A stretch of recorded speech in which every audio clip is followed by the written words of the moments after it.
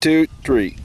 Okay, here's your how-to video on how we did our whoa breaking with Lucky, the words that we're using in the field, the whistle commands that we're using, the electric collar, pretty much, you know, from start to present day where we're at. And when we did our whoa breaking, what we've done is, number one, you gotta make sure your collar is tight on that dog that he can't slip away from you, okay? We've taken and used what we call a half hitch. That half hitch goes over the back. Come here, get up here. Goes up over the back, comes around, and makes an X on top of the back. It gives you basically a little handle. Now, the reason I want you to know this is when you go home with Lucky, you're going to have a dog that knows the commands, knows he's supposed to be doing it for me, but it's going to be a great way to transfer this control to you. So you can go in here, put this half hitch on him, and take him for some walks.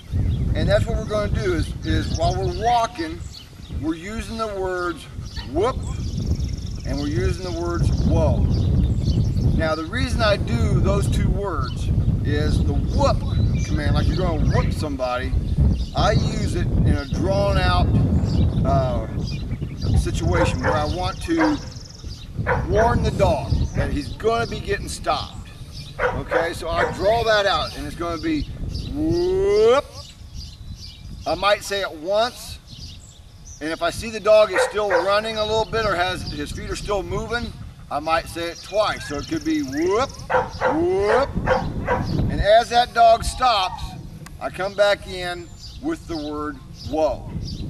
Now this is a great way to kind of keep him tuned up before season, after season, is to go out there and run him 2 or 3 times a week and work him on those commands. And the real practical purpose of that whoop, like I said, is to slow him down. So when he's 30 yards, 100 yards away, he's running, instead of you standing up here going, whoa, whoa, whoa, you draw that out and it's a little bit smoother, a little bit cleaner. You're warning him, he's getting ready to stop. Where we want to use that in the field is if we have a dog already on point. And here comes Lucky. He doesn't see this other dog on point. Before he gets in there too close and you're a little ways away from him, whoop, whoop, you know, stop him before he gets up there and busts any birds or takes that dog's point or whatever may happen. So we can stop him back a little ways, and then he can start to come in a little closer, or he can start to then see the other dog on point, and then you go ahead and flush your birds. Now, when he's in nice and close, we use the word whoa. So if he's within, you know, 5, 10 yards of us, we can just whoa, you know, just stop him, you know, with that one word. Now whoa means that he needs to stop and those feet cannot move. So he can move his head around to look around, and he can kind of turn the body a little bit, but the feet have to stay planted. And that's, you know, that's the one word that we use when he's on a point. So when he's on that point, he comes in there, he's working that bird, hits it, boom, locks up, you're walking in on him. I'm going to use whoa. I'm going to tell him, you don't move, okay? Even though I know he's already stopped, I don't want him to take one step. And if he does, I'm going to reinforce it again. I'll say, whoa, you know, I'll stop him verbally. Now, we've done this whoa breaking by using this half hitch. It's nice and loose on him. We don't go out there looking like this. We're going to go for a walk, and as I'm walking him, I'm going to use those words. I'm going to use the words whoop, and as I do, I'm going to put just a little bit of tension right here. I don't want to be 20 feet behind him. I want you to start off with him where you're right here, we're taking him for a walk, 2 to 3 feet behind him, and whoop, put a little tension on there. Go for a little walk, whoa.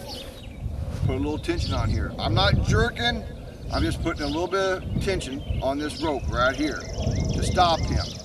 So it should look a little something like this. Come on, stop. Come on.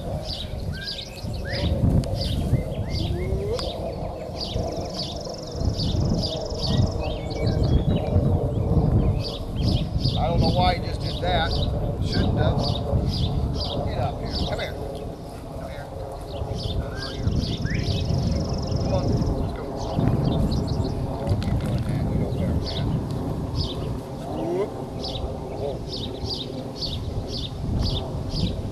All right. Good boy. Okay. So now we have our release command. Come here. Lucky. Get over here. Get over here. So we have our release commands. We can use the words, all right, okay. We can use the toot toot of a whistle. We can use a tap on the head, tap on the shoulder as a release. And it's really good to do all three of these different types of releases, because if you do the same thing over and over and over again, come here, Lucky. Lucky, knock it off. You do the same thing over and over again, where you're going to walk in, just give him a pat on the shoulder or something like that. He's going to take off on you before you get to him, because he's just going to come pat me and I'll just release now. Same thing with the whistle. They'll watch you grab this whistle and they'll say, okay, take off. So mix it up a little bit. You know, keep the dog guessing. That's really important. The other thing you could use is the word here. From his whoa command. Now we'll go out here again, do a little walk, but what we want to do now is I want to show you how to come in on him when he's on a point. Come on. Lighten up a little bit, buddy.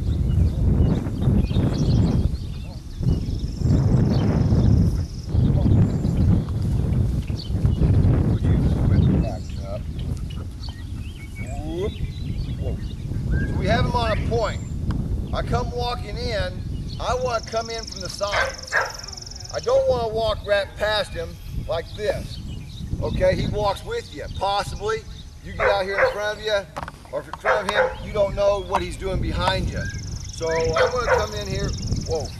I'm going to come in, whoa, from the front, where I got the birds in here behind, or in front of me and between him, or I'm going to come in from the side, whoa.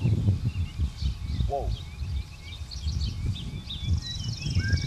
So as I come walking in, he can see me, I can see him.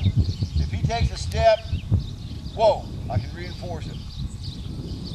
Whoa. Good boy. Good boy. Oh, quit acting up. Come here now. So that takes care of the whoa command as we're using the half hitch, but we had to take it a step farther.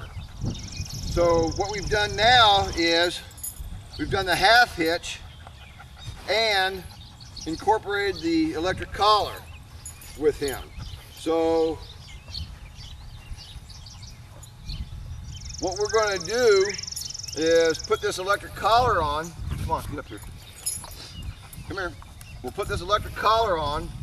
It always goes in front of your other collar. Never put it anywhere else but on the shortest part of the neck.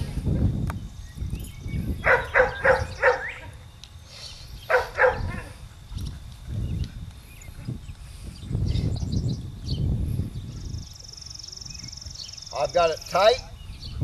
It's making connection, and it's not going to spin around his neck. And I've got it right there behind his ear, just like right there. I use that area because I like it the best for the stimulation that we get. So what we're going to do is do the same exact thing. We're going to go out, we're going to go for a walk, and when you're doing these walks, you may, when you get them home marked, you may want to take him out for 3 to 5 minutes, let him, you know, burn off a little steam, and then do maybe 2 or 3 whoa breaking sessions with him. Short and sweet. Don't go out and make it boring, doing it over and over and over again. You might say whoa 2 or 3 times. You might say whoa